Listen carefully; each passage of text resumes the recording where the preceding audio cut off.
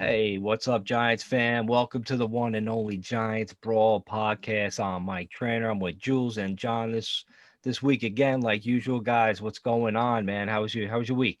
What up? What up? Hey, listen, man. I'm gonna just kind of jump in, like, because normally we're just sitting here talking about going to bars and watching movies and different shows and things like that. One crazy thing that happened was I didn't mention on last week's show. As of Wednesday, I officially became an uncle.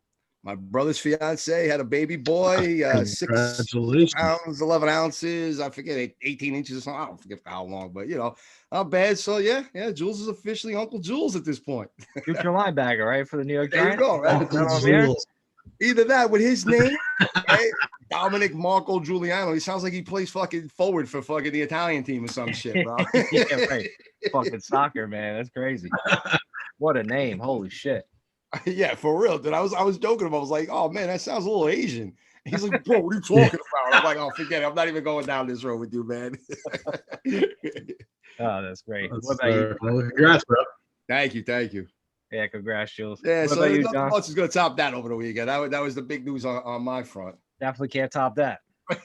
I didn't do shit. Yeah, I definitely do not have anything as big as becoming an uncle. I am an uncle of two, godfather actually, one of them. I wish I could say I tried to make a baby this weekend, but that didn't happen either.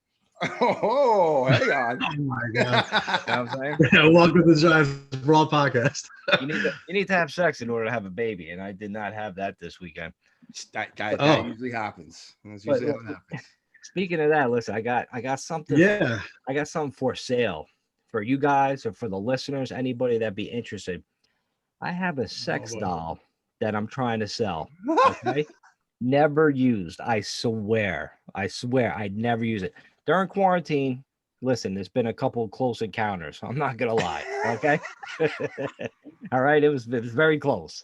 But I held back, nothing wrong with it. Like if people are into sex dolls, I'm hoping there's somebody out there that's listening that's into one because I really got to get this thing out of my house. So wait, how do we know that you haven't used it? Like, is it still sealed in the box type of thing? No, that's the thing. It's already out. And it's like it's in Oh my my closet. God. Oh in my man, closet. dude. It's like trying to sell a car and be like, yo, it only has 5 miles on it. I swear to God, I drove it off the lot, drove it right back on. Bro, that is raunch. It's I hope you sell it, but listen, I'm pretty much I'll give it, for like a couple $100. It's like it's worth over like a couple, it's worth like 1,200, 1,300 or whatever, I think. Something like that. why do you have a $1,300 Oh, sex you can doll? go over bro? like a trip to Europe with Yeah. that shit, man. Yeah, you could go crazy. So basically, like when last year when the quarantine happened, I was in like a poker group. A couple guys. Oh asked my me- God. I know, like Jules asked me to play online poker a couple of times for his Yep, group. yep. So I was in this one. It was like $20 to $40 buy-in or something like that. No, yeah, it was $40 buy-in. And if you win like the first table, you go to the next table. You go, you win a championship, and they Right, have a bunch of prizes over $1,000. And I think the guy makes like 300-400 bucks on each. Yeah, Like it depends how each many people game. end up signing up, but yeah. Yeah, so that's basically so you get like a list of prizes you could pick. And I won, the first time I won, and I picked a nice 65-inch TV. Sony is fucking fantastic, right? Got it, and they ship it right to your house. It's fucking awesome. But the second time you win, if you win again, it's a mystery prize, right? And to make a long story short, one of the guys that's been involved in this, he works in China and New York, and he works for one of these companies. So as a joke, he sends these out for the rookies who win like 2 games in not in a row, but you know in that year or whatever the fuck it was, right? So all of a sudden, like I see this fucking huge box outside my fucking garage, right? And it's fucking heavy as shit. I'm like, what the fuck is this? I'm dragging this thing up the fucking steps, lie it down on the floor. I'm like, this got to be fucking worth some kind of fucking money. My dog's with me. My dog's like, he has to know everything what's going on. I rip open the box. I'm fucking tearing this thing, open. I in the bottom part, it's open. All of a sudden, a fucking leg pops out. My fucking dog freaks the fuck out. He's looking at the leg. He's looking at me. He's like, "Did you fucking kill somebody?" So I'm like, is this what I fucking think it is? And this thing must have weighed 110 pounds, right? I'm trying to get this fucking thing out, and it's like, and it's headless, right? Oh So God. I'm fucking rip this thing open. I stand this fucking thing up. My dog is just fucking losing his fucking mind. He's like trying to lick the feed, but he's looking at it. He sees no head. Then I find the head. Like I put the fucking head on. You know, I have to send a picture to the guys, like, because they want a picture, you know, for your prizes to send into the group. I guess that was the whole fucking joke. So it's like a picture of me in the sex doll. I had to send to these fucking assholes. Oh. So it was just like, I'm like, what do I do with this fucking thing? So I fucking shove it in the closet, and it comes with like a blanket, of course. So I throw the blanket over the fucking What are you guys thing. gonna go for a picnic? Like, yeah, no, they're gonna fucking, you know, paint their nails and shit. So I throw this fucking blanket over her head, and it's like fucking standing up in my closet. Like I'm scared to go to sleep at night. Sometimes I'm afraid she's gonna come alive and start fucking attacking me. You know, dude, it's wild, man. It's just like, you know, it's crazy. It's $1,200 fucking. And the whole thing is fucking headless. No, well, the head was in separate part of the box. So I ripped open the box, and you know, she's a brunette, so people are into brunettes. So I put the fucking head on and shit, you know, he's fucking looking at me and shit. Is there an ethnicity involved? She's either white or Asian. I forgot. I haven't looked at her like since like March of last year. Like I'm scared. I'm scared to go in the closet. You know what I mean? I told you there was a couple close encounters, and that was back in, you know, in the prime pandemic last March when I was stuck in my house for like a month and a half. So yeah, so if anybody wants a brand new sex doll, yes, it's open, but I swear it's never been used. Okay. I couldn't get. There you have it, right? Like Giants Brawl, we got everything, bro. From advice to sex dolls. That's just how we roll here, bro. At the Giants Brawl. Hey, listen, if you're a freak, I'll hook you up, man. A great deal. Like we could get some Manscaped products, and you could use the Manscaped product on this thing. I'm sure there's a couple like perfumes. Is there hair? It came with like hair on it too. Yeah, hair. You could buy a Manscaped like trimmer and shit, trim her hair, fucking do her nails with some Manscaped products, put some perfume on it, or put some cologne on it, like whatever you get. I mean, she's like, you know, she's bare down there. She's like, it's no landing strip, no nothing, man. Totally clean shaven. So you don't even really need that down there. But I'm sure you can figure something out. Put a piece of rug or whatever, tape a piece of rug there and just fucking shave it or something. I don't know, whatever you guys are into. Well, listen. Speaking of Manscaped, they're doing a thing for. Obviously, it's March, right? So it's March Madness. That should be going. Might not be like we were accustomed to in years past, but March Madness is definitely coming out. And listen, Manscaped's gonna get jumping on it, right? So this tournament season, take care of your hair and holes with the best tool for the job. We're talking about our sponsors, Manscaped, the global leader in male grooming from head to toe. When the clock winds down in March, be clutch and avoid the upset with the Manscaped Performance Package to keep all your hair and holes tamed. Start taking care of your man parts today with 20% off plus free shipping. Go to manscaped.com. Use the Brawl code for this exclusive offer. And when we say all the holes, we're talking about you get the stuff now hooked up where you get the little nose clipper. You get the one that we've been talking about, that little mower that takes care of everything from head to toe. You get the cologne. There's all different types of packages. 20% off manscaped.com. Use the Brawl code. Buttholes. Use the code sex doll. You get a free sex doll with this order. Just get it out of my house, please. Oh my god, that is not true. Cover us legally. You do not get a free sex doll unless Mike is giving it. Yeah. Don't expect Manscaped to send you a free sex doll. Please. If you get 100 people to download Giants Brawl and follow us, plus get 100 people to buy stuff from Manscaped, you will win that free doll. That's it. Done. We're done. Yep. That's it. Soon as we know you can track 100 people that subscribe to the Giants Brawl and order from Manscaped, you will get a free sex doll. So that's also part of it. You don't have to buy it. We want receipts. You gotta show us proof, though. There's gotta be proof in the pudding. Please. She'll haunt your dreams. So I guess getting around to the NFL, the first thing we should probably bring up is Dak Prescott's contract, right? If you were living on on another planet, or maybe been hiding in the cage for a couple of days, the Cowboys reached in their pockets like they usually do and somehow pulled out this four-year, $160 million contract with $126 million guaranteed. He's set to make $75 million in the first year, which is outrageous, with a $66 million signing bonus.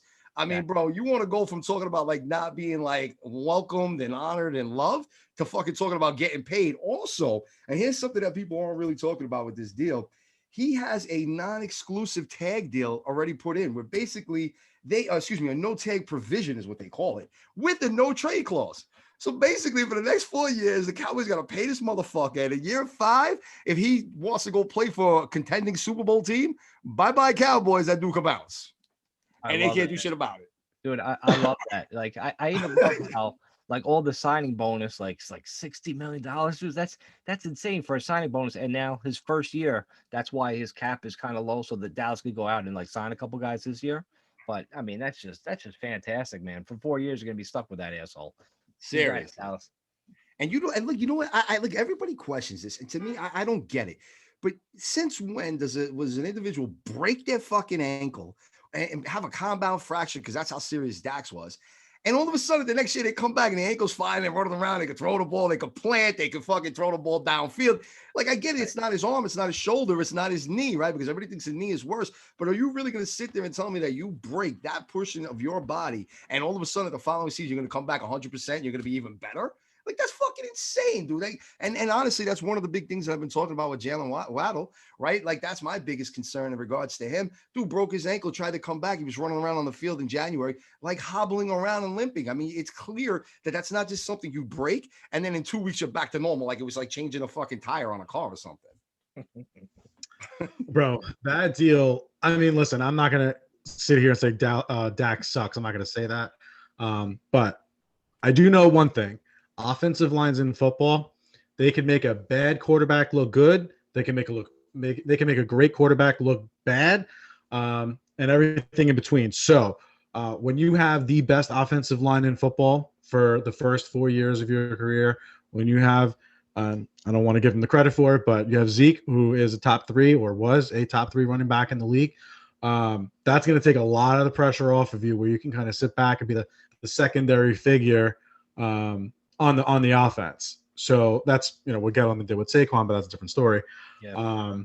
I think there's going to be a coming to Jesus moment for them in the next year and a half, 2 years, because their offensive line is aging, and that $40 million a year annual value, that is going to cripple them. They got a ton of monster contracts on that team, and they're going to be hamstrung. I'm telling you now, they're going to be hamstrung. And maybe they're okay this season, but after that, they're going to be joining fucking the Eagles in the basement, looking back up at us. It's funny you mentioned that O-line. A couple of the main guys had gotten hurt, and then they brought in a bunch of these younger guys that, I don't know, you could kind of make an argument that maybe some of them will kind of gel together and they will move forward. They should definitely be looking O-linemen with that 10th pick in the draft. That's for certainty. And you know what? You never know. I don't doubt Dallas with that old offensive line. They always put it together. But you did see, and I don't give a shit. You could say, oh, it was because Dak wasn't there, Dak this. That old line got worse and worse as the season progressed for them. And yet you saw Zeke fucking suffer terribly with that shit. So if they don't correct that immediately, that's going to be an issue. And I don't give a fuck how much you pay Dak. He ain't going to be able to run around with an offensive line. That's shit. That's a big issue for them.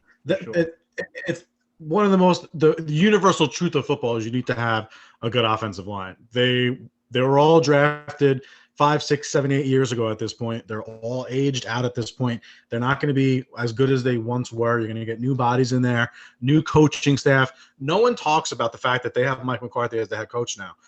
Everybody was clowning him all season, and then all of a sudden the season ended, and we forgot that Mike McCarthy is the head coach of the Dallas Cowboys. That's not a good thing. That's not a good thing, bro. Right. Like, I don't know. Mike, what are your thoughts on the Dak signing? Yeah, 100%. Oh, dude, I loved it. I couldn't wait for them to sign him, man. I was like, yo, pay that man. Pay him. Just, clog up that salary cap, man. Dallas just loves overpaying these fucking guys, man. Seriously. Jerry Jones, like, that's what he does. Like, I don't know what took so long, to be honest. I don't know. They were trying to, like, lowball him or whatever, but I tell you, to pay that motherfucker that kind of money, and you're right, Jules, coming off that ankle, and part of his game is, like, scrambling, running around, and running for first downs as well. So I'm interested to see, like, if he comes back, like, 100%, we'll see what happens. But, either way, the Giants are just going to hurt him again next year anyway. So, I mean, it's amazing though, because look, I mean, granted, they don't really have any like big time money tied up on the defensive side of things. But if you look offensively, they signed Dak now to this big contract. They got Zeke signed to a big contract. They signed Amari Cooper to a big contract. How the fuck do they have all this money where they can keep signing these big time players? Like that shit drives me crazy, dude. Signing Bro, bonuses, signing Yeah, I guess bonuses, that's what it is. and extending the length of the deal, like this guaranteed money, like where you could put, short money in the first couple years, or back loaded, front loaded, whatever you got to do. Look at the Rams, dude. The Rams they got a squad. They pay everybody, So like for people that say like the Giants, like again, like they don't have the money, they don't have the salary cap. Like you just don't know. You like, of course they got the fucking money. If they want to pay somebody that's gonna fit the team, they're gonna pay them. And Leonard Williams, he's gonna get his fucking money too. So don't even fucking sweat it. And listen, with the tag deadline coming in officially today, March 9th at 4 p.m., a couple of notable players got tagged, a couple of notable players didn't get tagged. But as for the Giants, and of course, as we all know, Leonard Williams got tagged. But what he got was, and I just want to be clear on this, because one thing that's not often talked about, there are actually 3 different types of tags that a franchise could put on a player, right? They could put an exclusive tag, a non-exclusive tag, and they can also put a transition tag. And the main difference between the 3, and by the way, Leonard Williams got the non-exclusive. The main difference between the 3 is once you put the exclusive tag on a player, they can no longer talk to anybody outside, but you can only use that on that player one time. So therefore, Leonard Williams doesn't qualify any longer with it.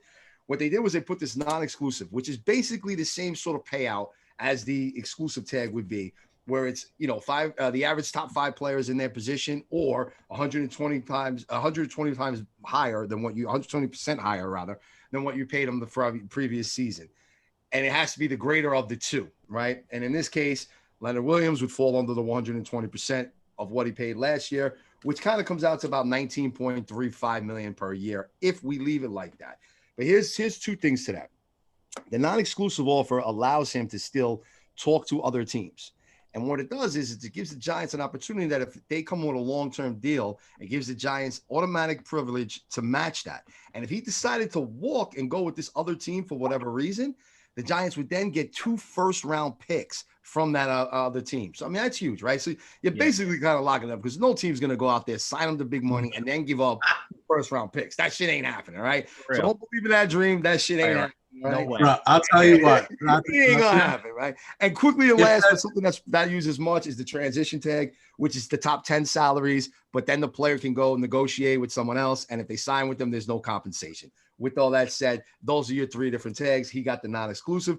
The good thing about this is that until free agency actually starts, which is scheduled for March 17th at 4 p.m., it can change, because as of today, on March 9th, we still do not have an actual agreement on what the salary cap has to be for the 2021 season, and that could extend the actual opening time for the free agency. What all this means, and said and done, is that the Giants can restructure or offer a contract to Leonard Williams in the next week or so, and maybe even beyond that, depending upon what they're going to do, where they can actually reconstruct this whole type of contract, and they don't have to eat that $19.35 million hit. So it's not all said and done. It's not like Leonard Williams has to get paid $19 million plus this year. The Giants can still offer him a contract and fit it into that structure. So there's some things going on there that I think a couple of people kind of look like, because their outrageousness was going, God damn it, we signed Leonard Williams 19. Oh my God, we had to cap him. We're going to fuck Gettleman. I can't take this team anymore. So calm down. There's still time to work out an agreement with him where we can fit this into 2021 a little bit better. Bro, I can't believe that people have been saying that shit. They're flipping out about the franchise tag that we're paying $19 million. The chances of him actually playing on the franchise tag, I feel like, are like 10%, because either they're not going to work out a deal, or they may do the same thing that they did to Josh Norman back in the day, and they just rescind the tag and call it a day. I don't know how likely that is to happen. Listen, we can't speak for the players because we don't know what's in their head, but I know that if I'm trying to do something and try to be great or whatever it is that I'm doing, whether it's sales, football, you want to be a fucking cook, whatever the story is, if someone puts you in a position to be the best version of yourself, where it opened the door up for you to sign $100 million contract, where you wouldn't have had it if he didn't have the season he had this season under Patrick Graham and Joe Judge. He's not talking about getting $19 million a year or anything like that from any team, Giants included. So in my mind, if I'm him, I'm thinking, why would I not want to stay with the Giants? I could stay with Joe Judge and Patrick Graham for at least another season or two with Patrick Graham, however long it takes for him to get a head coaching job. Hopefully, hopefully a long time. And you can be an elite player for the next 4 or 5 years, whatever it is, in New York. I can't see them not getting a deal done. This is just part of negotiation. People it's like they never even bought a car before. Like, usually you don't go to the dealership and buy it on the first fucking visit. Sometimes you got to fucking stop at a couple of places and have a fucking conversation with a couple of people. You might want to go to Honda and then like Toyota or something like that, right? And then maybe you go back to Honda. Who knows? Bro, go to a couple of different Honda places, whatever the story is. Hopefully you get it. He'll be back. He'll definitely be back. He wants to come back. The Giants want him back. They put it in public. They put it in private. They told him privately. So, and they got to, like, with putting this tag on, they can negotiate with him until July 15th. So we could be talking about this to the fucking summertime. If it's past July 15th, then he has to play on that tag for the year for that amount of money. But I think they'll get the deal done. They got something good going on in Giant Stadium. So be prepared for him to get a deal fairly shortly. One thing to note also, the Giants have a history of, when they're talking about their best players, Eli, Strahan, Odell, they usually wait to the last second to sign them. They generally are very patient. I remember Eli getting signed like right before the season. Strahan had that whole situation with the contract. Like this, they have a history of doing this. It's just part of the negotiation. Don't flip out. The guy's going to be here, and it's not going to be anywhere near the amount of money that you think he's going to be paid this year. And the Giants will, if they want Dalvin will be here. Yeah. And don't forget, this happened back in 2015 with JPP, right? We franchised tagged him. That's when he went out and blew off his fucking finger that fucking July 4th weekend.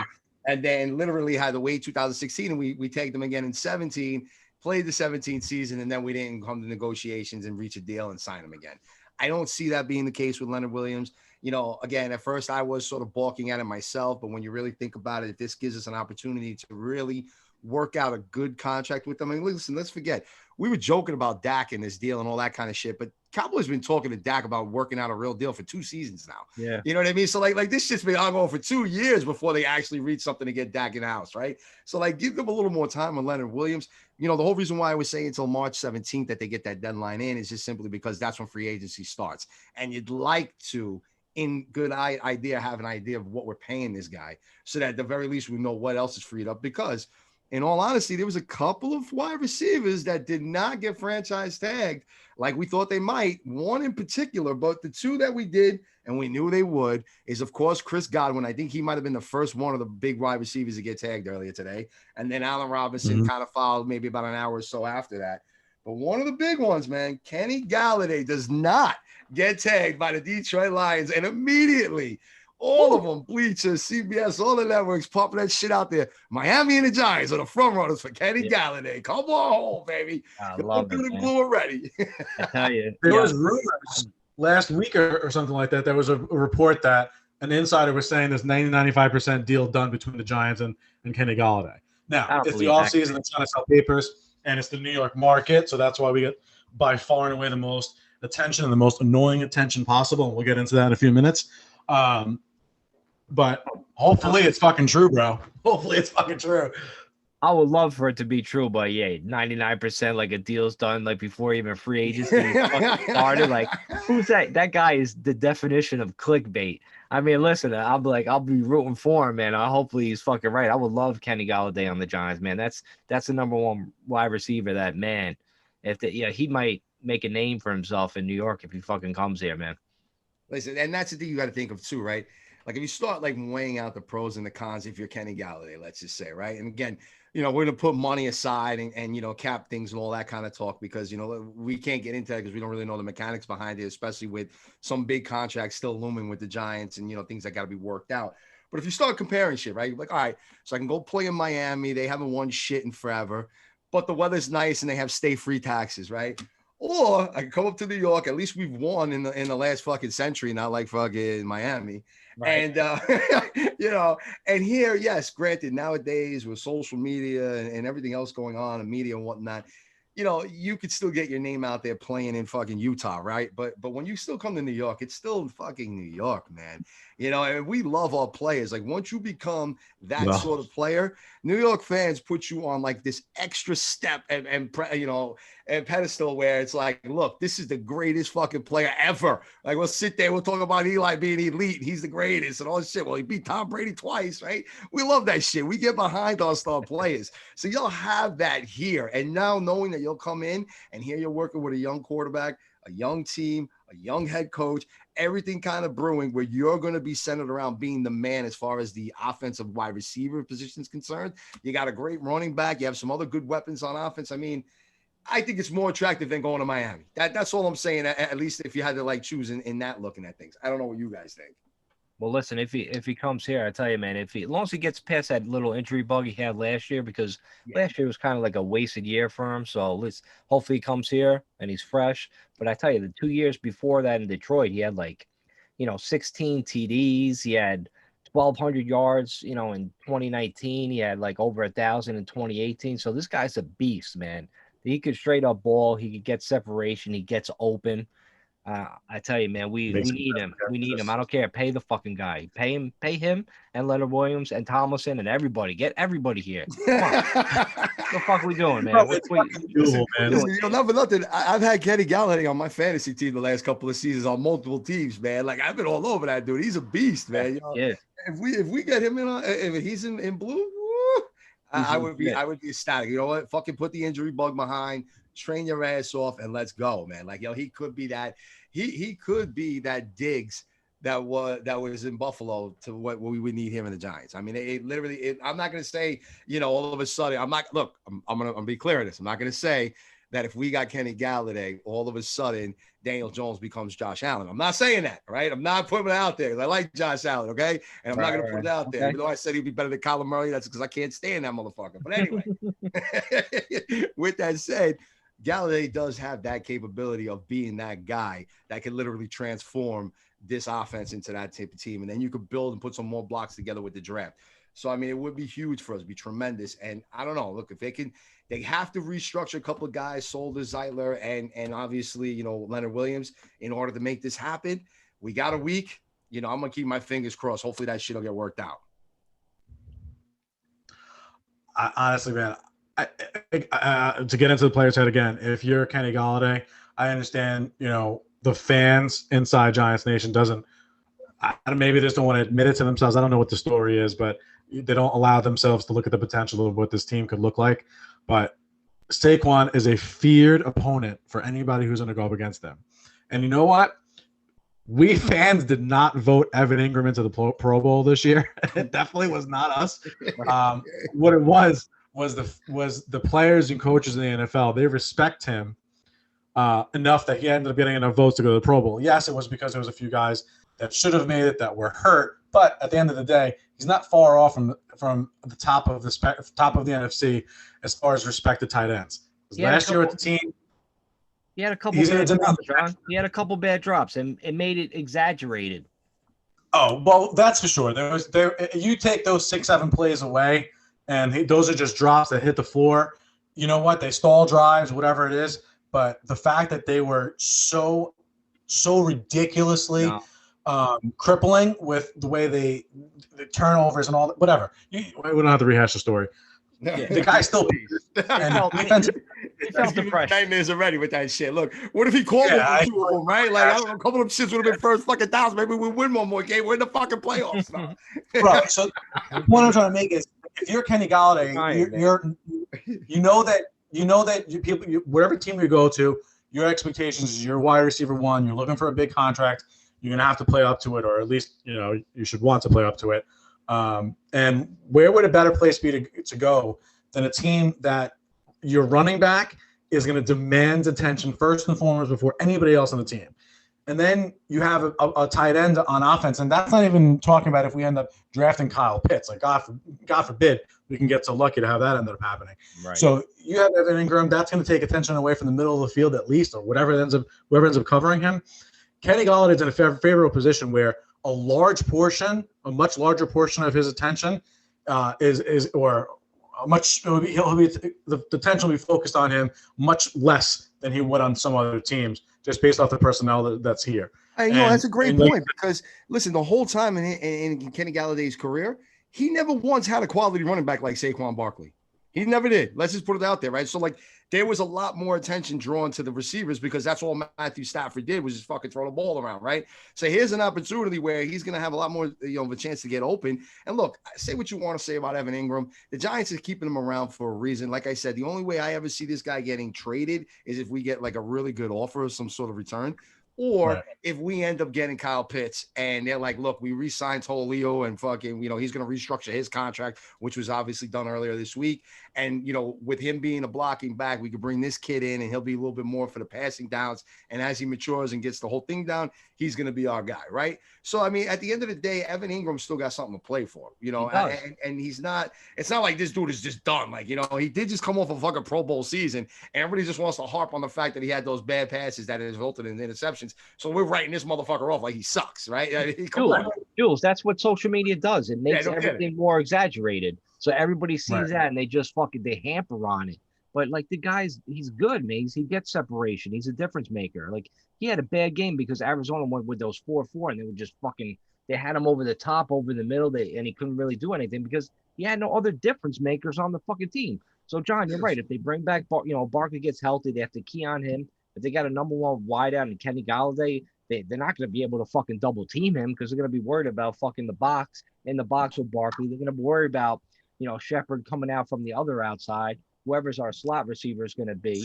And then, Ingram, I mean, listen, we get a couple different makers. Sky's the limit. We average 17 fucking points a game. If we average like 24 to 27 with that defense, with everybody coming back, man, these fans are going to be in for a shock because we're going to be a fucking good team. We're going to be young, and we're going to be good for a fucking long fucking time. Let me tell you, bro.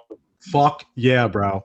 So, listen, I don't want to stick up for Evan Ingram too much because listen, it's an open wound right now. Maybe if he turns around, has a good season next season, we could forgive and forget and listen, if he ends up having a good season, maybe we even extend him or resign him.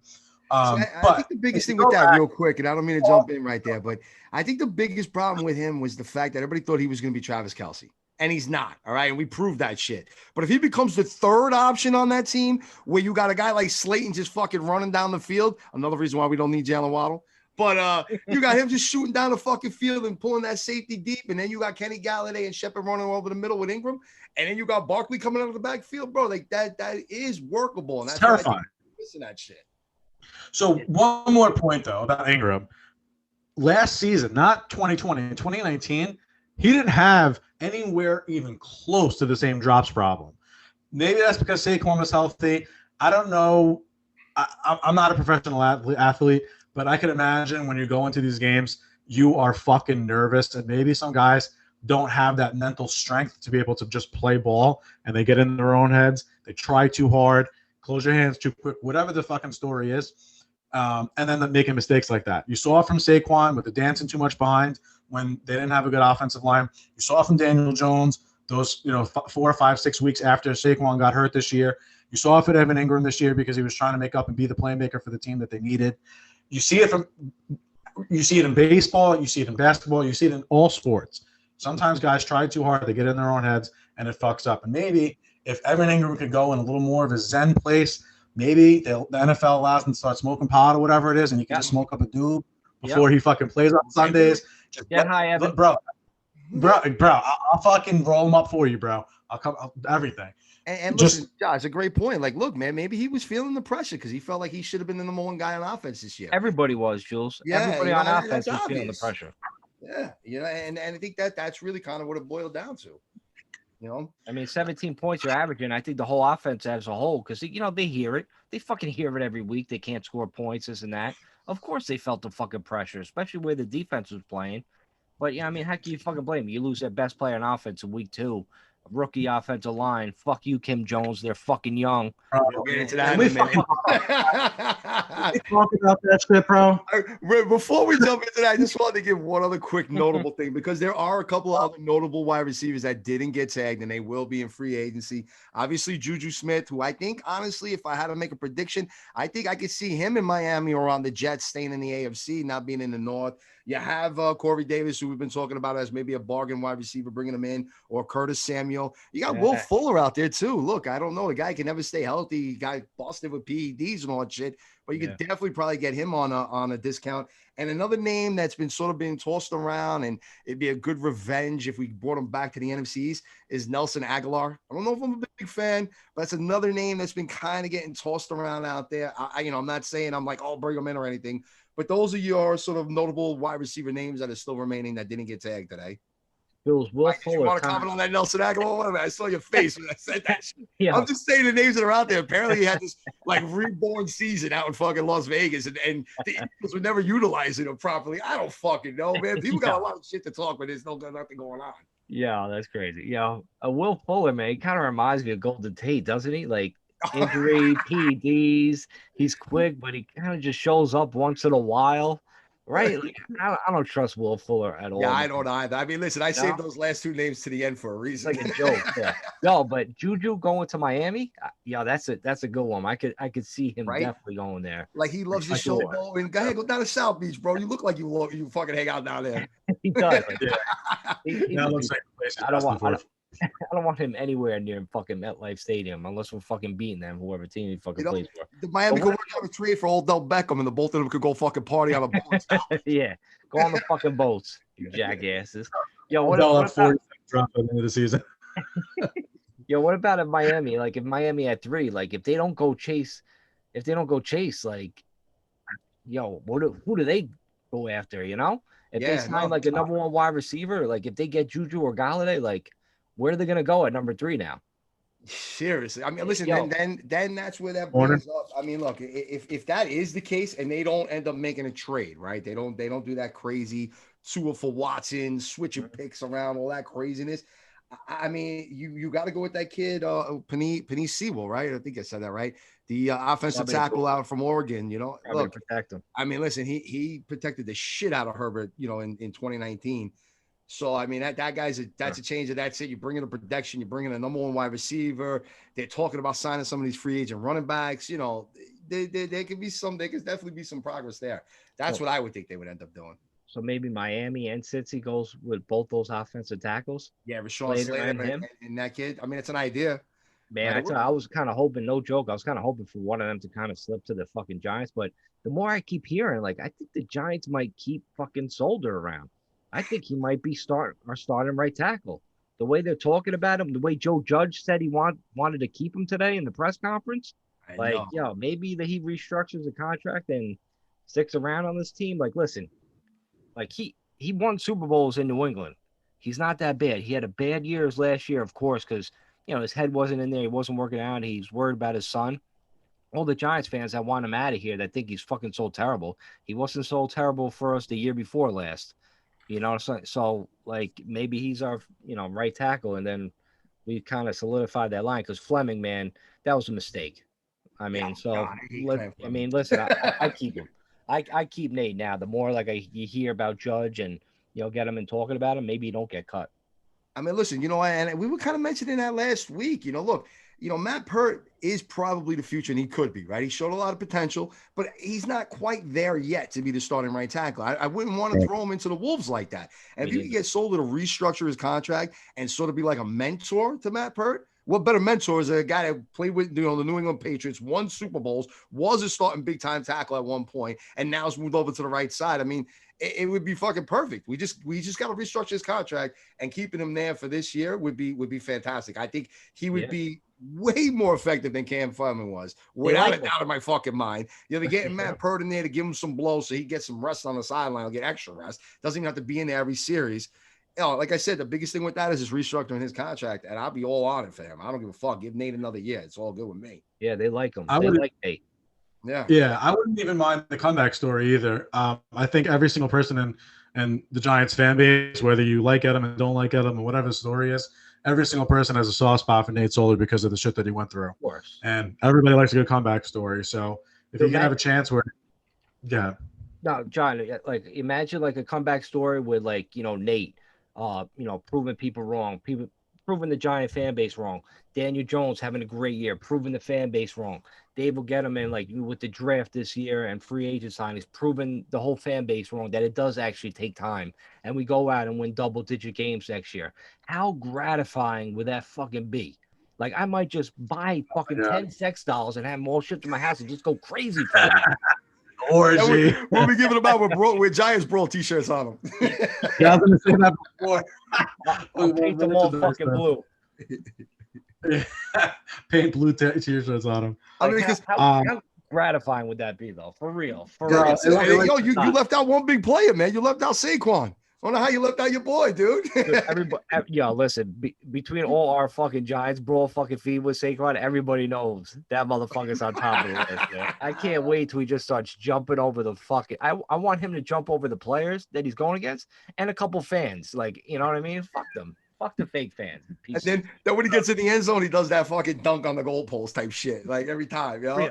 For real. Bring it, man. God. Yeah.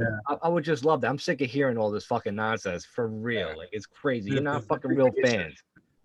Yeah, we gotta get him on the field again. For sure. I think people honestly have forgotten. You know, they saw the injury kind of plague, 2019. Then all of a sudden he goes down in 2020. Everybody's like, I don't even know who the fuck Saquon Barkley is. Did he play at Penn State or some shit? I don't even know. Who is that guy? Is that Kijana Carter? How do you forget 2,000 total yards? Kijana Carter. I mean, come on, man. 2,020 yards behind an atrocious offensive line. Atrocious offensive line.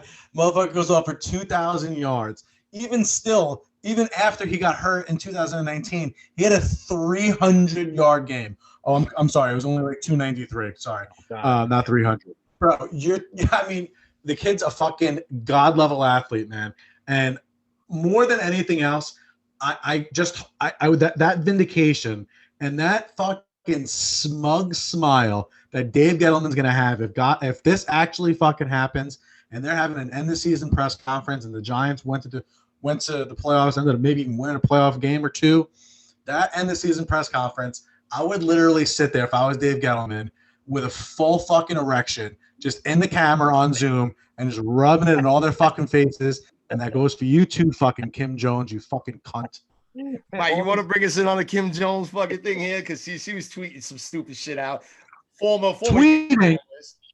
No, bro. Did you hear the fucking interview with the press conference with Dave Gettleman today? I didn't hear the whole thing, but I know the highlights of it. I know what she tweeted out. I know the gist behind it. But if you want to give us some more detail, let's go. Oh my god, Mike, do you want to do it, or do you want me to do it?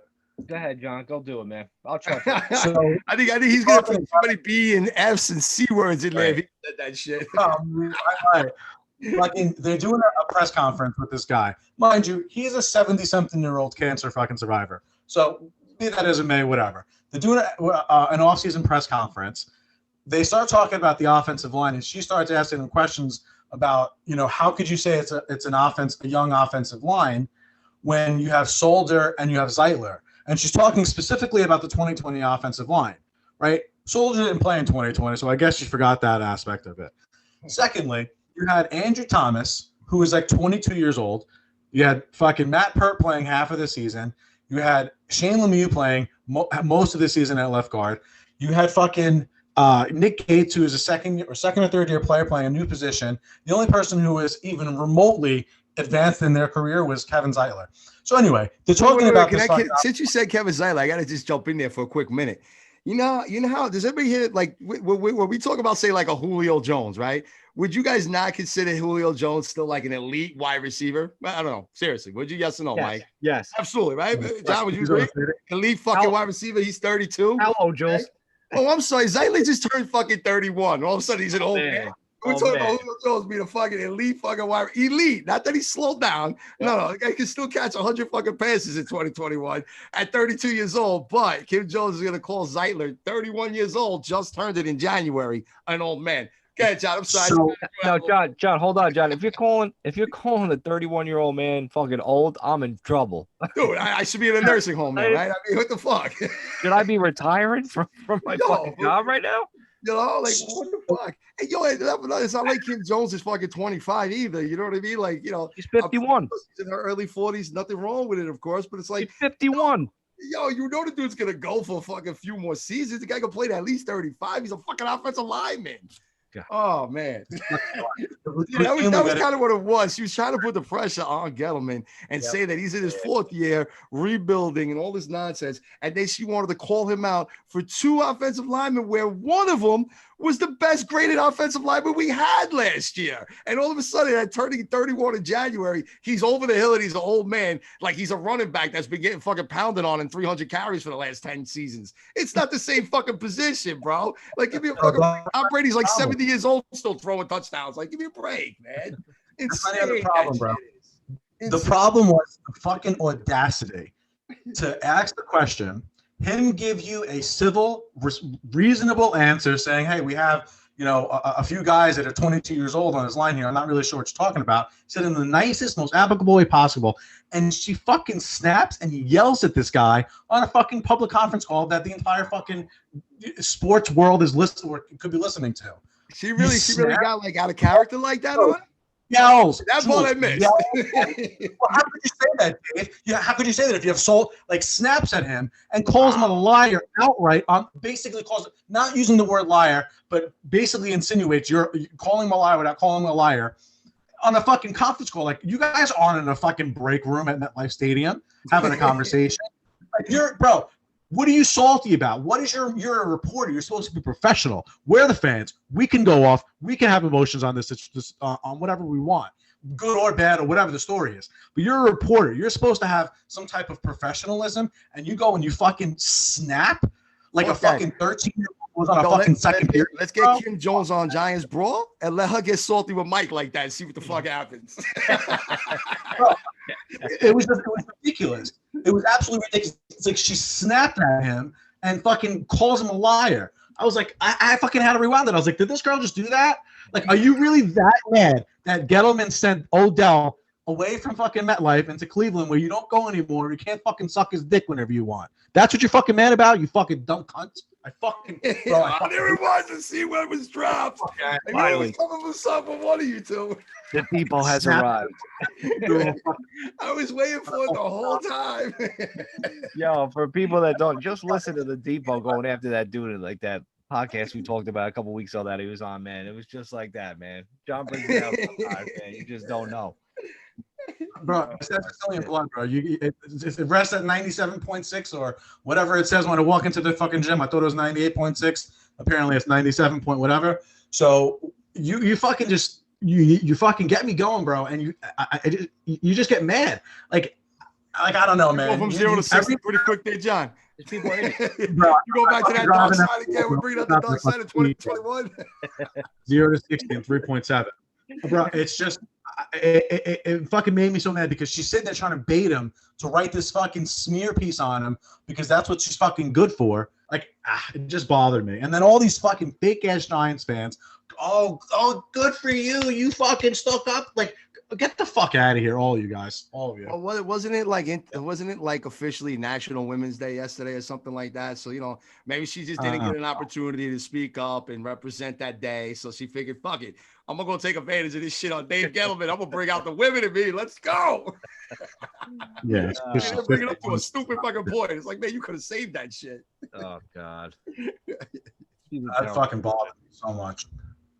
Yeah, I get it, you don't like it, but be a fucking professional. Jesus Christ. Yeah, it irked me. It definitely irked me hearing that fucking question. But only in New York, man. That's what these fucking media people do, man. They try to get under like these people's skin and try to make them look fucking good and look smarter than what actually GM is. That's exactly what it is. So fuck her, man. Fuck these people. And fuck Dan Graziano, that old Giants beat reporter that works for ESPN now. Fuck him too, man. He blocked me on Twitter, that piece of shit, because I went after with his fucking bullshit. Fuck you, Dan. What did he do? He blocked you? Oh, years ago, because he used to be a Giant hater. He used to go after everything terrible what they're doing. even though he's right, because he used to tell me about Jerry Reese and spending $200 million to save his fucking contract. I'm like, fuck you, we're going to the Super Bowl now, you asshole. I mean, all right, Dan, you were right about that one, man. Fuck you though, fucking asshole. Them being right or wrong is one thing. The spinning narrative to try to fucking slander people just because I'm a New York reporter, this is what I have to do. Like, Yeah. bro, just go fuck yourself. Like, that's what you gotta make a living doing. Slander fucking pieces to try to run people out of their fucking jobs. We might as well have Maury Povich just fucking come on and fucking ask the tough questions and shit. You know? You are not the father. Gentlemen, you are not the father of this young offensive line. These fucking people. Fucking crazy. Listen, I love that Maury Povich. That shit was great, dude. I actually went on that show one time, like in the audience. It was great watching that shit. Oh, I thought you went on as a person. Like, Jules, you are not the father. I'm like, yes! I'll be fucked that. I'll be running around the whole fucking studio, like, yeah! Right. High-fiving everybody and shit. Give me the fucking camera. Yo, that's what we should do. We should make some shit up where we have to go on one of these fucking talk shows and then just promote the Giants brawl on it. Like World War Giants brawl, baby. Yeah. You want to laugh, bro? Fucking one of my boys. He did that. Him and his friend came up with a fucking fake story. They were roommates. Ended up getting on fucking some judge. Yeah, you know, like, what do you mean? Oh, you mean so like the 90% that are usually fake? You're talking about that? Oh, okay. What do you do? They were something about fucking. They were both personal trainers, and one of them, my friend, was training clients. They probably were. That's probably why they stemmed the whole thing. But no, they were personal trainers, and he was fucking training people in the house. And there was a disagreement about money with the rent or whatever the case is because they were using the place as a business or whatever it was. And the fucking other kid's like, yeah, he's like, I'm trying to eat breakfast. And he's got these big overweight women working out right next to me. It was hysterical. Right on fucking television. They ended up giving him the fucking money for both ends of the claim and flew him out there to Chicago for a few days. It was just hysterical. How do you get on these fucking shows, man? You got to be fucking some fucking winner. Gotta be a little crazy, like a little different kind of crazy, right? Not like this is a crazy outgoing type. Like you gotta be a little special in certain ways where you're like, fuck it, I don't care if I'm like embarrassed and I talk about having like a 14 toe or some stupid shit. Like I don't give a fuck. I'm on like, TV. You're like crazy, but you're on like the spectrum of like craziness. Like, you know what I mean? Like a step away from a mental asylum. Right. Yeah. On the R word. And wrong. You're in that gray area. You step the wrong way. You might get locked up for a couple of years. And then you end up on TV and shit. Well, listen. Can we talk about that?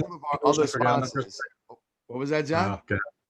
I was going to say I wanted to get back to the vindication for Dave Gettleman. Okay. Just like what it could be, but we got sponsors to get to, so let's do that. Well, yeah, I wanted to get into DraftKings, right? And Mike, you know, we're gonna drop the whole thing that DraftKings is offering now because I went on that and I was fucking around like, yo, there's some interesting futures that I want to get into in a moment. Yeah. Besides, let's talk about DraftKings real quick. Yeah. Before we get into the futures, like, listen, it's March Madness time. We're having fucking basketball finally in March Madness. We didn't have it last year, but we're having it this year. So if you go to DraftKings.com/brawlmarch. Dude, you could fucking actually like win like your share of like $100,000. They're putting $100,000 into this like tournament. So pick out your fucking tournament, you know, get the account. I mean, you can't go wrong, man. You know, it ends March 14th because I think like the games start like the day after, March 15th. Yep. So like, you know, get in on DraftKings, you know, sign up, you know, get in, use that code BRAWL, you know, March, and then get in there, man. Like it's March Madness time. Like, you know, and besides, like we got other bets you could do outside of New York. Like I always say, if you want to fucking gamble and do these prop bets, I think we got some prop bets, right, Jules? Yeah, man. Listen, I was on there and I was fucking around, right? I had to go check it out because, you know, we do a lot of shit talking as far as, you know, who the Giants should pick, who's going to get picked on what team. Listen, this kind of ends that, all right? Because there's some interesting ones. And some of the ones I highlighted was one of the first ones they have. And this one I'm going to just kind of start with because this has kind of been notable of what, you know, most of us were saying anyhow. They obviously have Chase at being the first wide receiver drafted, right? So the whole idea in this bet is which wide receiver be drafted. He's at -167. And for you non-betting people, what that means is that you would have to risk $167 in order to win 100, right? Then number 2 is my man Smith, right? Devonta Smith, right? He's +140. So again, if you bet 100, you win 140. Waddle's +700. And then another guy who they have is the fourth receiver that should be off the board. is Rashard Bateman, who's been climbing up charts left and right. Yeah, But again, he would have to be the first wide receiver taken, which That's not very happening. unlikely. He's plus 2,000.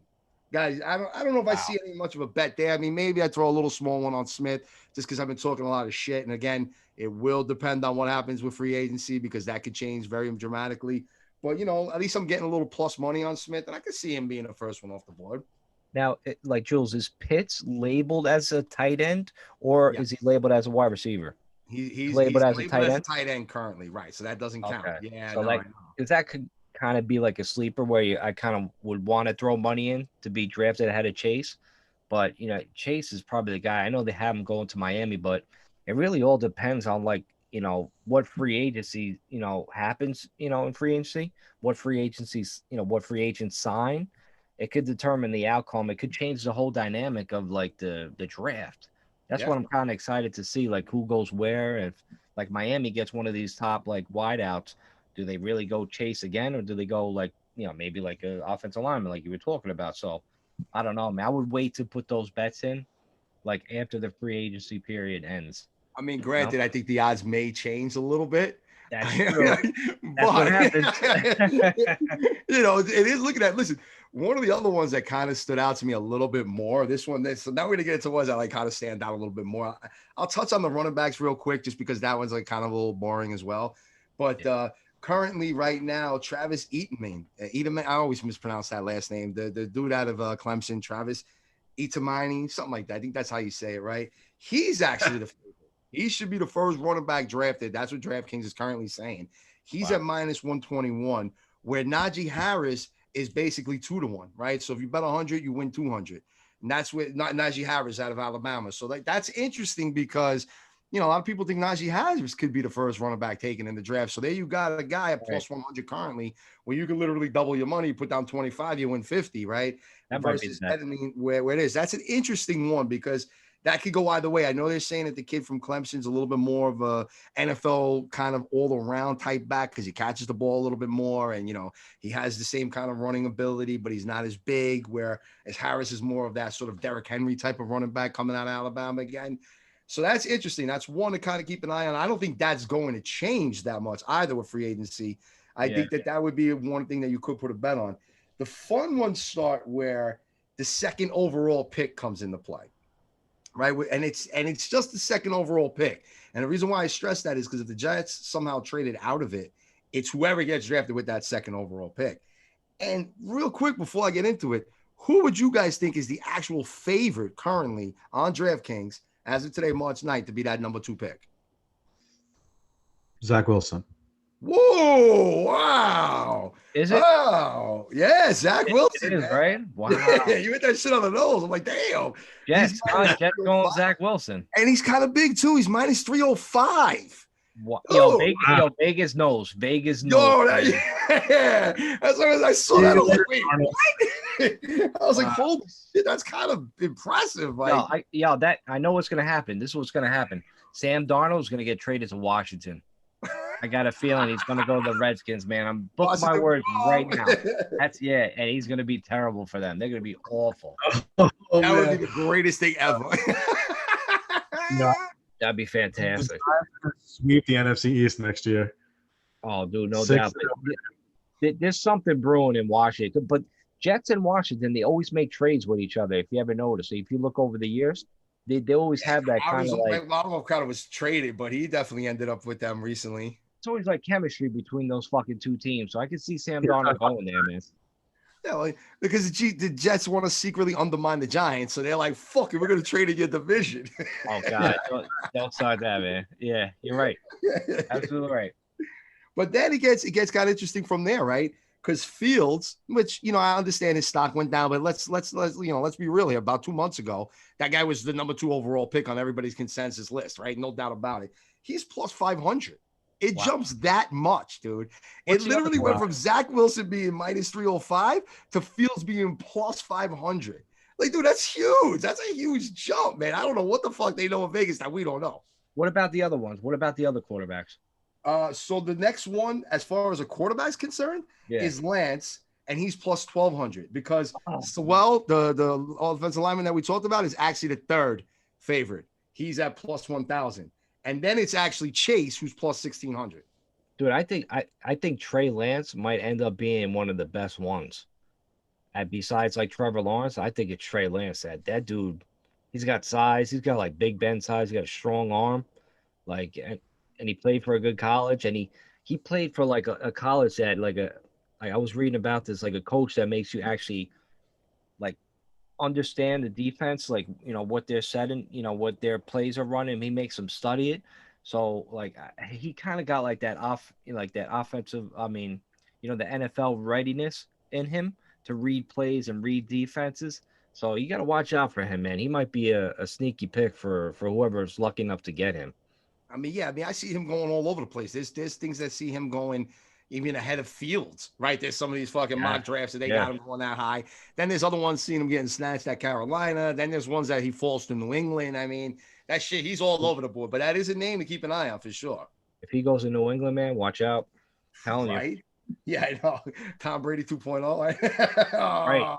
It could be. It could fucking be. You know what's crazy is, speaking of quarterbacks, the next one that kind of like stood out to me a little bit was, and this is just a straight under over, but here's an interesting one. In the first round, obviously the over is currently favored. It's minus 590, but that 4.5 quarterbacks would be drafted in the first round. That means 5 quarterbacks have to fucking be drafted in the first round in order for that bet to hit. That's a lot. That means they're saying Mac Jones is going to be fucking drafted in that first round, which is kind of crazy, dude. I mean, listen, I don't know if the quarterback class is that deep, bro. With 5 going the first round? No, Jules, like, remember I said last week, next year, there's no quarterbacks coming out. Right. So the first round this year, it might be like going like hot fucking potatoes, man. Yeah, you might have to. The under is plus 400. It's that much of a swing. Wow. It's that fucking dramatic. Like, I always want to just put shit on the plus 400 just for shits and giggles. We're like, all right, I hope the 5th quarterback's not drafted. Right. And we always lose that bet. Fuck it, I'll just put some money on that shit. $25 wins me 100. Like, cool, whatever. That's why we lose those fucking bets. Yeah, no shit. Like, come on, man. Because we always do the ones just for fucking shits and giggles, man. We have to start listening to Vegas, man. That's happening. There's no seriously. So apparently Zach Wilson's going number 2. All right, you guys heard it here first. Right? And this isn't Jules or Mike or John fucking predicting this shit. This is just what we're reading off of the bets today. All right, and the fact that you called out Zach Wilson makes it even crazier. All right. But then, of course, it wouldn't be complete if I didn't check out the futures with the Giants in the NFL. And when I get to the division, shit changed and it got me a little pissed. But going into it as of today, the Giants are a 66 to 1 to win the Super Bowl, right? You bet 100, you'll win 6,600, right? You bet anything more than that, you're going to just double, triple, whatever, so forth. So they're 66 to 1 today to win the Super Bowl. What's crazy is, though, just to get to the Super Bowl and win the NFC, it drops a lot more than you think, right? Me personally, I don't know about you guys. I would think it would be like maybe 50 to 1, right? 45 to 1, right? I mean, does that make sense? I don't know. Instead, nope. 30 to 1. So I was like, yo, we're going, baby. That's it. To get to the Super Bowl, it's 30 to 1 for the Giants just to win the NFC. Here we come. I'm gonna let that sit for a second. I got to start, betting the Giants fucking every year just to win the Super Bowl. Because I remember when the Giants upset Tom Brady when New England was undefeated. Before the season started, I think the Giants were like 2,500 to 1. So every $100 you bet, you win $2,500. And I remember at the time I was unemployed, so I didn't bet at the time. Otherwise, I would have, and I would have made a killing. But man, it's just shit like that. In the NFL, you just don't know, especially you go from week to week and you don't know what happens every Sunday. That's why it's hard to bet, because there's always upsets, and to get to the playoffs, you never know. If you get to the playoffs, anything could fucking happen. Maybe the Giants could win that $6,600. So bet that DraftKings, man. Bet the Big Blue. Bet the Giants win some fucking money. You heard it here first. And this last thing right here is just going to kind of make me segment into what we've been talking about for the last few weeks, how we need to show a little more blue pride and get out there and fucking show how much we fucking support the Giants and all this shit. Because again, right now, not only is it that we get, Philly Brawl's getting more fucking downloads than we currently are. We're going to get to that in a moment, of course. But we got disrespected in DraftKings for who's going to win the division. Remember I said it was pretty even kind of last week? I guess with the fucking Dak sign and the Wentz trade, all this bullshit going on, technically right now, as of today, the Cowboys are the favorite to win the division at plus 100. Okay. Then it gets more annoying. Okay. Because Washington is plus 350 at number 2 to win the division. And then ready for the fucking kicker here? As of fucking today, March 9th, fucking Eagles are plus 400 to win the division. And the Giants come in last, which means DraftKings has us picked to finish dead last in our division. And we're plus 450. Are you fucking kidding me?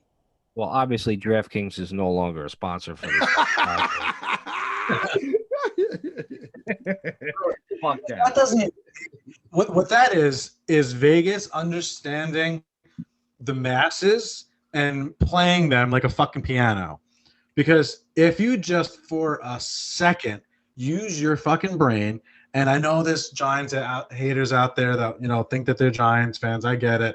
Yeah, they know. You're thinking the Giants are definitely the worst. We don't have a quarterback. We don't have an offensive line. Our defense sucks. Blah blah blah blah blah blah blah. Dave Gettleman, as long as he hears we're gonna stuff. I hear you, no problem.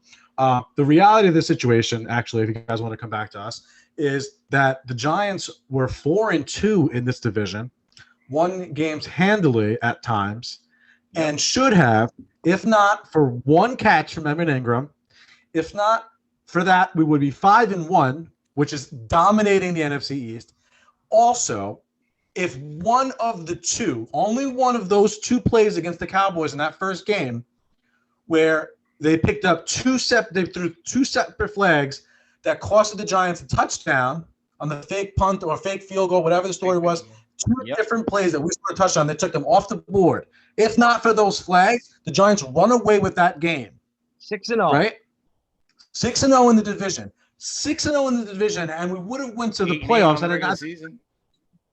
There's no excuse whatsoever for that to be logical at all. The only thing logical that lines up is they're fucking chasing the dollars, and they know that the way society is, they spend the last few weeks bashing the Giants. Okay, let's fucking let them put whatever money they need to on the fucking whoever we need to line our pockets. At the end of the day, there is not a football fan that's honest that can admit that the Giants are the 4th best team in the NFC East. That is ridiculous. Let's bet it. Let's put all our money together. Let's bet $1 million on the Giants, and let's just fucking bankrupt DraftKings and just make it our own. We're gonna fucking take over that fucking company. Okay, how dare you fucking put the $1 Giants? million. There's definitely a couple of fun bets. There's a couple of interesting bets, but like in all honesty, you're gonna really sit there and tell me that just because Dak Prescott signed the contract, because that's all he did, he put his fucking name on a piece of paper. All of a sudden, the Cowboys are that much a clear favorite to win the division again. They didn't do shit. They didn't improve the old line. They haven't even drafted anybody yet. And Dak hasn't even thrown a fucking football in like 6 months. And all of a sudden, they are your undisputed NFC East champs. Like, get the fuck out of here. Washington, right? Because now you guys are all chirping. You're a quarterback away. I hope Mike is right. You do get fucking Sam Darnold. What coaching staff is better than us in that fucking division? Besides a close one, and because I like Ron Rivera in Washington, he's a good coach. Let's just be real about it. Like, right. I mean, McCarthy. I mean, kidding. Like, fucking, who the fuck is this guy? Fucking Eagles. He can't even fucking talk on a press conference. I talk better on a podcast than this guy talks on a fucking press conference, and I fucking stutter my words all the fucking goddamn time. So fuck them, man. We're gonna fucking kill this fucking division, man. We're gonna crush it. Let's go 6-0 next year. Just fucking shut everybody the hell up. I mean, look, 4.5 to 1. You got to consider that as a bet there for the Giants to win the division. Because if anybody really thinks that the NFC East is just sewed up by one team, you're out of your fucking mind, okay? Because like I said, you got Washington thinking that they fucking are a quarterback away from not only just winning the division, but going to the Super Bowl and probably winning, okay? That's how good they fucking already fucking toting themselves in the hat and fucking, yeah, we're great. Yeah, oh. And now the Cowboys go outside Dak Prescott and did nothing else. We don't even know if Zeke is going to be as good as he was last year, 2 years ago, rather. And all of a sudden, that's it. We're fucking lining this shit up. We got the division, guns blazing. And then the fucking Eagles? What the fuck did the Eagles do that they all of a sudden jumped us on them? Get the Please, like, bro, like, yo, NYG slap parade needs to come out and start slapping shit around. We're gonna have to get fucking pinatas of the fucking Eagles, the fucking Skins, or the fucking and the Cowboys, and just start breaking the fucking things up, bro. Because get the fuck out of here with that shit, all right? Like, please, bro. Like, it's just too much for me to digest. When I looked at it, I was just sitting there. I'm like, are you fucking serious, bro? Like, really? All of a sudden, we jumped to the fucking least likely team to win the division, and we have done nothing wrong. You know. I'm like, does DraftKings know that we got fucking Leonard Williams back, bitch? So here's a question. This is just going to be. I'm gonna through time. I'm gonna build my goldfish theory, and by the end of this show, one day I'm gonna have an ironclad research paper written. And I'm gonna bring to Harvard or fucking Yale, and they're gonna publish it, and they're gonna say, you know what? You're gonna call it the goldfish theory? You gotta patent that shit now, bro. Listen to me. Goldfish theory. Dallas was scoring a ridiculous amount of points, but they had, for the majority of the season, the worst defense in the league and among one of the worst defenses of all time. And now all of a sudden, because they got a guy back that they don't even know can walk yet, they're the fucking winner. They're going to be, dude. This disclaimer. Because Giants fans suck is why the media gets away with this shit, because they write it and then people click it because they think that it's going to be fucking, oh, this is right. Fuck Dave Gettleman. If we didn't fucking act like that, they wouldn't be able to write that shit because it didn't sell papers. But because there's fucking people like you motherfuckers listening that they hate fucking Dave Gettleman, right? Well, I hope all of you guys like Dave Gettleman because I think we made a case to at least tolerate him for however long he's here.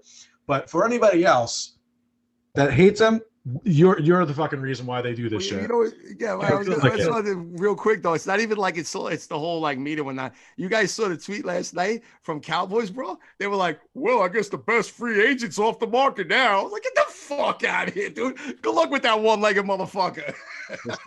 Fuck that, man. They can suck my fucking dick. Disclaimer: plenty of goldfish died in the making of John's research. Fucking David. Fuck the Cowboys fucking brawl, man. They come out with this fucking bullshit. The best free agent is Leonard Williams, man. You can't fucking hands down. He's the fucking best. We got him locked up now. I was like, I don't even know how to comment on that shit. I was like sending memes of just dumb shit, being like, what? Fuck, he sucks. Bro, like, look, listen, I get it. Yo, Dak had put together, a decent 2019 season. It was pretty impressive. And then he started off like a gangbanger in 2020. Yeah. Well, when you're down 45 points every game, what do you think the quarterback's got to do? He's going to fucking throw the ball and get you back in the game. And you have all those fucking receivers and arguably one of the better running backs in the NFL. Like, he should be putting up fucking numbers. Right. I mean, talk about weapons, right? Fucking Jules, talk about fucking weapons. Fuck out of here with that bullshit. Yeah. You know what I mean? It's gonna be fun. It's gonna lead us into the draft, man. I really can't wait. Like, I love the fact that the Brawl Network, and this is gonna be just a quick, shout out here for all of us here, that they want to kind of do this sort of mock live draft where, like, all of us from Giants Brawl will be like the representatives, and we'll all pick accordingly and go through the first round and see what everybody picks. Bro, I'm not gonna stop talking shit. Like, every time, like, they're gonna have to fucking mute me during that thing, bro. I'm gonna be talking shit throughout every pick. Like, even when like fucking Jaguars going, oh, you took Trevor Lawrence. Whoa, I didn't see that one coming. Loser, like a fucking Ace Ventura. Loser. Bro, when we get to pick 6 and then pick 10, man, they're gonna fucking put me on mute. They're gonna probably like try to cut off our connection. Yeah. There's no doubt. If you have a few fucking beers in you, yeah, you definitely get. It's like on a Friday or a Saturday, and I started drinking already. Forget about it. Yeah. I'm gonna be censored, muted, barred, suspended. Yeah. You're gonna be the first one to get suspended from fucking the Brawl Network. You guys be tuning in, like, what happened to Jules? Like, he'll be back in May. Yeah, he's got a 3-monther, But listen, we sit here joking, but remember, we've been saying this for weeks, man. Tell people, put down this. You listen to the episode tonight, text that shit out, message it, email, tell somebody, show it to somebody at work, get more downloads, get more people to subscribe for us, because we want to blow all of the fucking NFC East out of the fucking thing. All right. And you know what? Just because DraftKings had us fourth, I'm going to say we're in fourth right now. I don't even know if that's true. I just know the Eagles are in first, but fuck it. Actually, I think we might be ahead of the Cowboys, but whatever. I like being the underdogs. Fuck them. Yeah. We want to come up out of nowhere. Look, real quick props out to Facebook. We just approached 2,000 followers on the Facebook page. So thank you for fucking following us there. That's going to continue to grow every single week, every single day. That's been fantastic. Twitter went up a little bit. I know Insta went up a little bit. You know, we appreciate everything. We just want to make sure that we sent that out to you guys. We love it. We appreciate the support and the following, man. Thank you so much. You know, that's what it's all about at the end of the day, just to kind of give you something to listen to on your way to work, coming home, or when you're mowing the lawn or whatever the fuck it is. And we love talking shit about the other networks. You know, that's what we do here. But, you know, I wanted to make sure we got that out to you. You know, Mike, any last words here tonight? No, man, just like, you know, come at me, man. Hit me my DMs if you're interested in a sex doll. Like, I'd love to get that out of you. Please. Take it. Take it off John, my you got any sex dolls you want to hand out? No, sir. No, sir. I do want to say, though, we're going to try to put this together. Hopefully we can get one going this week, but we're going to try to do some debate shows. I don't know. Debate sounds a little more civil than it'll probably be. But look out for that. Some real brawl, some live brawl. Exactly. Live brawls. Live brawls, baby. That's That's it. the name of the show here. We're gonna have some live brawls. So keep a lookout for those episodes. Hopefully we can have one for you this weekend. If not, very, very soon coming. Yeah, because you know what, we got into the point where with social media and Twitter and all that shit, people like to hide behind their tweets. We're saying, look, you know what? In addition to the show that we'll do, you know, every Tuesday night and it comes out on Wednesday morning, we're going to do a segment where we'll do like a brawl real quick, maybe a 15, 20-minute conversation, if you would, with someone else that loves talking shit, loves putting down the Giants, loves putting down the brawl, putting down whatever, and let them go up against us, man. And we'll start holding tallies down too. We'll see who gets the win, who gets that loss every once in a while too. Because I'm sure there's some good people out there that might be able to beat one of us in a brawl fucking talk. But I'll just fucking mute them. I'll fucking mute them, Jules. I have the control over here, man. I swear. Just hit that mute button, like, fuck you. I'm like, yo, they're fucking winning, man. I gotta fucking mute this shit. This is my way out. I'm gonna mute your ass. That's right. I won, bitch. I won, man. I won.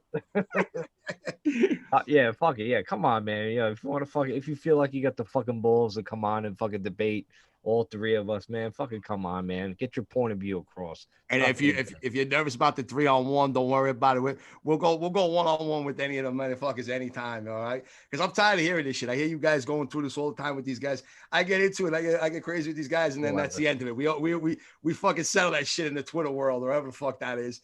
Yo, I'm down, bro. You want to do a live show? Motherfuckers want to come on and debate? Bring it. I know. I'll tell you this much. You guys might be hitting up the Twitter world. I'm going to get it sold that the whole Brawl Network is going to be pretty much coming at me, at least the NFC East. Like, I already know it, dude. Like, bro, I hit something, I just make a comment, they're already jumping on my shit. Especially like, yo, they got their fucking site set on me. I'm like, cool, let's go. That's why we call it the Brawl Network, motherfuckers. When Jules first started on the fucking show, there was people asking me, like, who's this Jules guy? Like, oh, man, you better fucking watch out, man. Like, this guy's fucking nuts.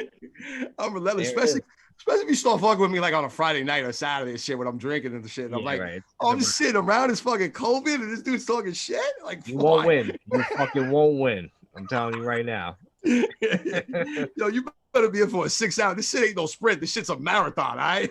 All right. I got a text message between me and Jules' mutual friends that just go on and on and on for fucking weeks to years, man. It's just way too much. It just does not end.